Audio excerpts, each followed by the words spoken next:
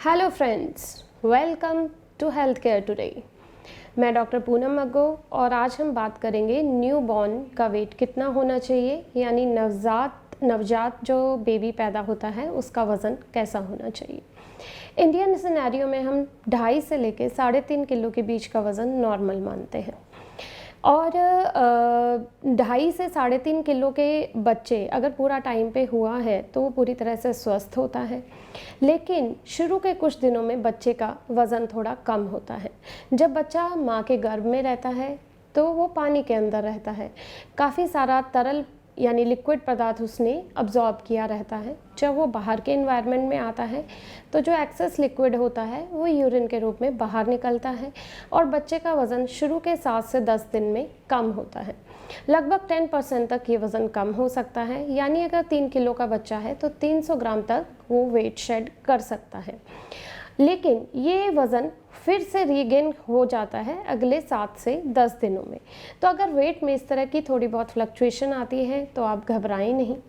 जो breast milk पे बच्चे रहते हैं उनका शुरू के 3 महीनों में वज़न ज़्यादा स्पीड से बढ़ता है और लेकिन अल्टीमेटली 1 ईयर तक जो टॉप फीड के बच्चे होते हैं उनका वज़न ज़्यादा रहता है। लेकिन वज़न को हेल्थ का मापदंड नहीं माने। ब्रेस्ट फीड बच्चे के लिए उत्तम होता है, इसीलिए उत्तम भी नहीं सर्वोत्तम होता है, इसीलिए बच्चे को ब्रेस्ट फीड ही कराएं।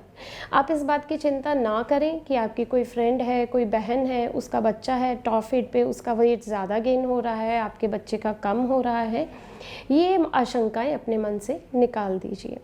अगर आपके बच्चे का वज़न शुरू के 10 दिनों में 300 ग्राम से ज़्यादा गिरता है तो आपको डॉक्टर से कंसल्ट करना रहेगा। वैसे भी शुरू के दिनों में डॉक्टर आपको बार बार नवजात के चेकअप के लिए बुलाते हैं और हर बार वो वेट चेक करते हैं।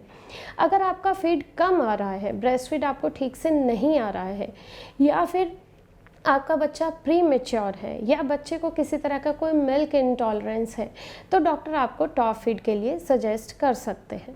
ऐसे कंडीशन में आप बच्चे को फार्मूला फीड दे सकते हैं अगर आपका ब्रेस्ट फीड बच्चे के लिए कम है या फिर आपका जो बच्चा है उसको किसी तरह का मिल्क इंटॉलरेंस है। जो बच्चे का नवजात का वज़न जन्म के समय होता है, 3 महीने पूरे होते तक वो वज़न डबल हो जाता है। अगर 3 किलो का बच्चा पैदा हुआ है तो 3 से 4 महीने में उसका वज़न 6 किलो हो जाएगा और 1 साल का होते होते ये वज़न ट्रिपल हो जाता है। यानी 3 किलो का अगर बर्थ वेट है तो 1 साल पूरा होते होते तक वो वज़न 9 किलो के करीब हो जाता है। बट इसमें प्लस माइनस रहता है, ऐसा नहीं कि अगर थोड़ा ज़्यादा है या थोड़ा कम की तरफ है तो आपको 9 का 8 भी हो सकता है, 9 का 10 भी हो सकता है, तो उसमें ज़्यादा टेंशन की ज़रूरत नहीं है। लेकिन अगर बहुत ज़्यादा वेरिएशन आता है तो आप डॉक्टर से कंसल्ट कर सकते हैं। 6 महीने बच्चे को सिर्फ माँ का दूध देना होता है, ऊपर से कोई भी पानी वगैरह कुछ नहीं देना होता। 6 महीने पूरे होने के बाद बच्चे को धीरे धीरे ऊपर का कुछ तरल लिक्विड फॉर्म में कुछ सॉलिड चीज़ें जो होती है मैश करके धीरे धीरे स्टार्ट करनी रहती है और ब्रेस्ट वेट धीरे धीरे कम करना रहता है। बर्थ वेट में कुछ बच्चे 3.5 किलो से 4 किलो के बीच में होते हैं। वो बच्चे भी यूजुअली स्वस्थ ही होते हैं अगर माँ को डायबिटीज़ का प्रॉब्लम नहीं है तो। लेकिन ऐसे बच्चों को फ्रीक्वेंट फीड की ज़रूरत रहती है। ऐसे बच्चों का ज़्यादा ध्यान रखना रहता है कि उनका शुगर मेंटेन रहे, क्योंकि उनकी रिक्वायरमेंट फीड की ज़्यादा रहती है।